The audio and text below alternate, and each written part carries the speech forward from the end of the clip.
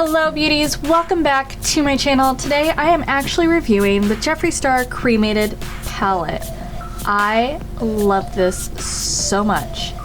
So we're going to be starting off with Wednesday, and we're going to be working that in our outer corner and into our crease just to create the shape. It is a nice sheer muted gray. This one, it has a decent pigment, but it is more of a sheer color. When working with really dark eyeshadows, I tend to start with the lighter shades and then working my way into the darker shades when creating the shape. This allows me to have a stronger, more bold pigment at the end, and it's also going to allow for more of a blendable transition as well. So once I've got the shape down, I'm going to move on to my next color. I'm going to mix Gravedigger and Hearse together, and I'm going to get this very beautiful deep gray. And let me know in the comments below if you actually like a bold shadow or more of a neutral tone. I generally stick with more neutral tones. I hardly actually wear eyeshadow out in public. I'm going in with my NYX concealer just to create a cut crease, and I'm going to do very soft cut crease, so I'm going to just blend it out with my fingertip. You can see how well everything blended out. I absolutely love this palette. So I'm going in with Pallbearer, which is a sheer gorgeous silver glitter. This would actually go well on top of an entire black lid as well. But putting the concealer on beforehand is going to help it make it really stand out as a lighter shade. And so I'm just packing on the shadow and gently blending it out as well. And then off camera, I actually decided to go into the inner corner of my eyes and add a little bit of the Diamond Ashes.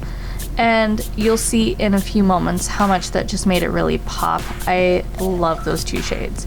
Going in with Angel of Death, which I am actually so surprised about how pigmented this is. And I'm going in with just an angled liner brush, and this is just going to help me kind of cut that crease, get more depth in my crease. Out of all of the shades in this palette, Angel of Death is what surprised me the most. I did not think it was going to swatch as well as it did, and I did not think it was going to be so pigmented. And the blendability for this one is absolutely amazing. You do not need to use a lot. A little goes a long way with this shadow. And then off camera, I did bring it more into the inner corner of my eye. You'll see in a few moments. And that was just to kind of elongate the shape of my eye. I thought it would look good for this eyeshadow look.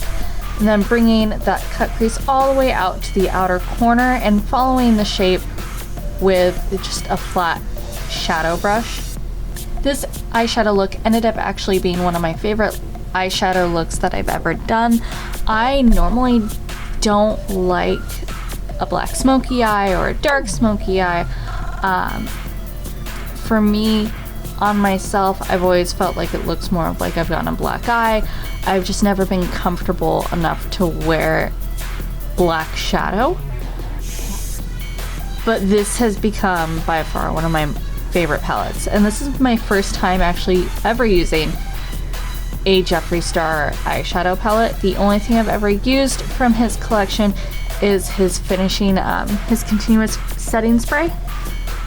I've never used anything else. I've never swatched any of his shadows or his lipsticks, so I'm actually really excited about how in love I am with this palette. This is probably by far my favorite palette now. And I know he's supposed to be, from what I've heard, coming out with something else later in the year. So I'm pretty excited to see what else he has up his sleeve, because this blended so well and it ended up looking so pretty. I feel like the camera did not do any justice for it. Out in the daylight, it looked phenomenal.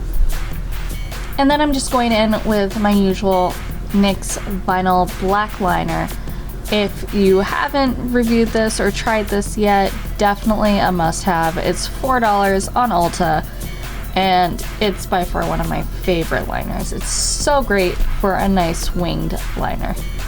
For this palette, I spent roughly about $70 on it, which is more than I normally spend on eyeshadow. I definitely wanted to try this out though, because dark eyeshadows are such a hard thing to nail, and he definitely absolutely 100% nailed this, and I would recommend this palette 10 out of 10 just because the blendability, the pigment on it, the range of shadows. There are from sheer to muted, super high pigmented, and very, very shimmer. So I'm actually starting from the bottom right hand corner and snaking my way back all the way to the top.